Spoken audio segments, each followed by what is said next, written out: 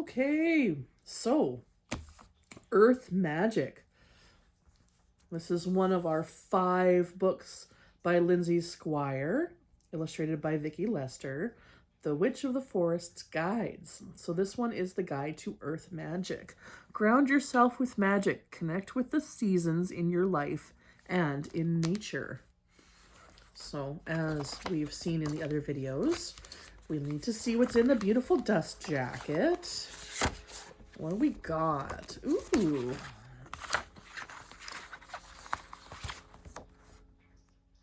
It looks like a rune chart. Ooh, with some seasonal stuff in here. Very cool. Okay.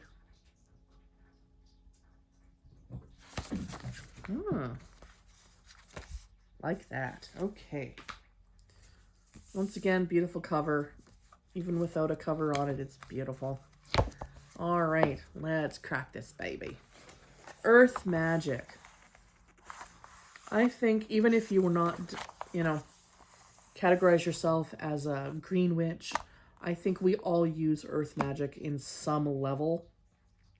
Because we all use herbs, we all use flowers, we all, use the leaves from trees and, different things. So earth magic is a part of our lives. And, I think it's really pretty. It's a really beautiful thing. So this one also came out in 2022. Okay. So what do we got in here while the kitties harass each other? Casting a circle and ritual basics. So as a beginner, if you had all 5 of these books, you'd actually really be on a roll for knowledge. The 4 elements, the 4 seasons, Mother Earth's magic crystals, divination, empath care, shadow work, energy balancing techniques. Okay. So we got a little bit more of her story. And her signature again, like that. Sharon, please be nice, baby. Things to know before you embark on your journey through this particular book. Your energy is the most important tool for growth. Caring for your energy is a vital part of witchcraft. Facing your light and dark energy will strengthen your practice. We all have our own unique seasons and energy. You don't have to flourish all year round. And that's very true. We have seasons where we have lots of energy and we're growing, and then we have seasons where we are in our own personal winter and we are recovering and hibernating. And so many people think that we have to be in spring zone all the time, and that's not true. So, casting a circle and ritual basics. Okay. So she does explain in here the Wiccan read. Okay.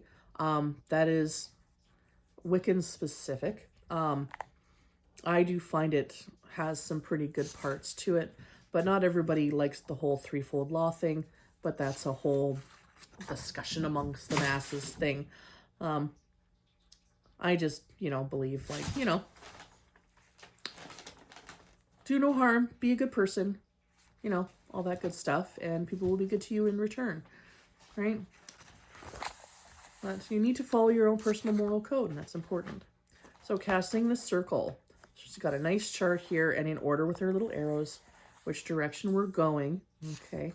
Now, Wicca does have a lot of connections with earth magic. But you do not have to be a Wiccan to utilize this information. You can use it and shift it to what you need, right? That's important. How to call the elements. And then, of course, closing the circle, right? How we do it and why we do it that way. It's a very old tradition, and it's good to see it still used today. And then the aftercare spell. I like that. Okay, so into the elements, of course. How to consecrate using the elements, things like that. So we've got some correspondences in here and some write-ups and a little spell for each element. Right, so air magic, air jar for communication. We go into fire and water And then the seasons. Okay, so fall magic. We've got energies of the fall, little rituals for the fall, things like that. Winter magic. The kitties are wrestling. This is really pretty. I like that. And spring and summer. Bloom at your own pace. Oh, I love that. That'd be a great poster too. I could see a lot of her art being posters in my workroom. Okay. Honoring your own cycles. This is a really, really hard thing for some people, like I said. Some people really are taught that we need to be in spring, summer zone all the time, and we don't. We need to learn our cycles, why they are the way they are, and how to work with them for ourselves, right? Mother Earth's magic. And of course, we've got a, keep in mind, warning in here. When working with plants, there are some ground rules you must follow, right? She puts this in here for your safety, right? We don't eat what we don't know we should eat, right? We do not ingest things. If we have allergies, we pay attention, right? We also have to be aware that some plants may also be dangerous to animals and pets, right? We have to pay attention to that kind of thing. Okay, so she actually has this little how to make your own and do your own little herb and spice grimoire. That's cute. And these are all spices it looks like you can get very commonly out of the grocery store. Some not so much. But most of them you can get your own. And then flowers. So she touches on flowers quite often in her books. And every book seems to have different ones in it. So you kind of have, like I said, if you have all 5 of these, you're going to get a lot of information. Herbs and flowers by intention. What do you want for luck? What do you need for prosperity and love?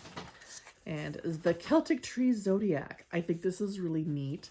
This is connection to the Druids and what's called, I'm going to pronounce it wrong, Oham. So every Zodiac actually does have a tree. Let's see. What is mine? Mine would be Holly, because I'm a Leo. Beautiful but prickly. Salt and its properties. Okay, so she has all the different kinds of salts, which is handy dandy. There's so much more than just table salt and sea salt, right? Resin and gum properties. Making your own incense. Metals and their properties. And then we go into some crystals here. There's quite a few. Crystals in water, do's and don'ts, of course. Crystals in sunlight, do's and don'ts. Energies and their shapes. Okay, so crystals and their shapes is also a thing. Crystals and elixirs. And how to program your crystals.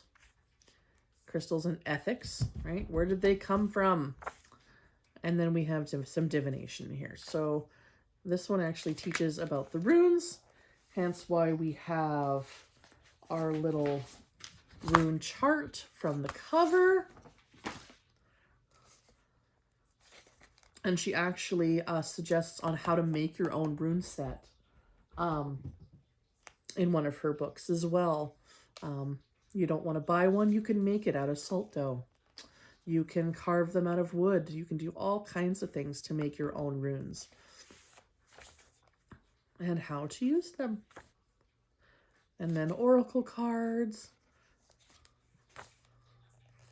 Divination dice. I think dice are fun. You could do so many different things with dice. And you could make your own. You can use any kinds of dice. Okay, caring for your tools. And then we have empath care. So, am I an empath or not? Things like that. And protection and self-care. So how to keep the barriers up a little bit so that you're safe and you're not taking on too much, right? And detachment exercise for empaths. That one's a tough one. Herbs for empaths, crystals. Then we get a little bit into shadow work.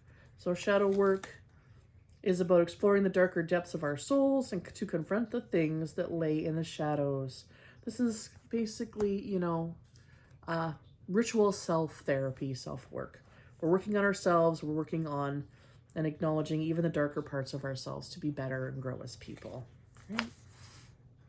How to begin. And she actually included some journaling prompts in here too, and a little bit of ritual as well, and a shadow work tarot. A couple spreads for you. Herbs and crystals. Shadow work self-care. Emotional release and healing rituals. Always handy.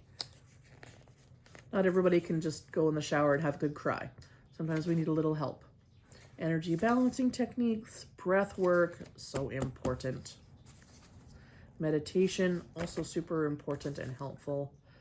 Visualization, this is good for most, but not everybody can visualize. And we've discovered with aphantasia that visualization doesn't work for everybody.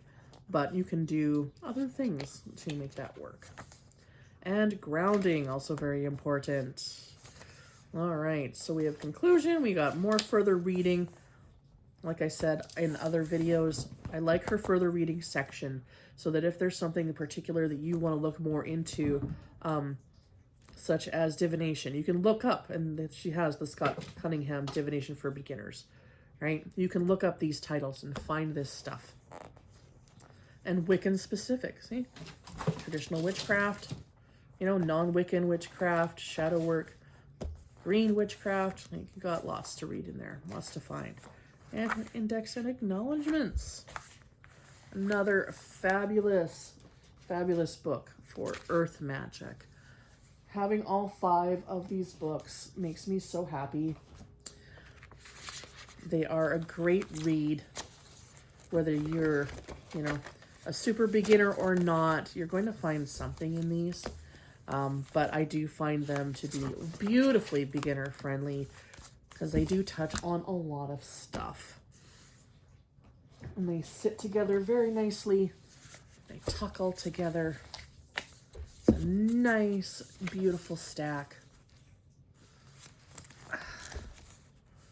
And I'm so happy I have them all. And I have to look and make sure that if there's more than 5, I don't know.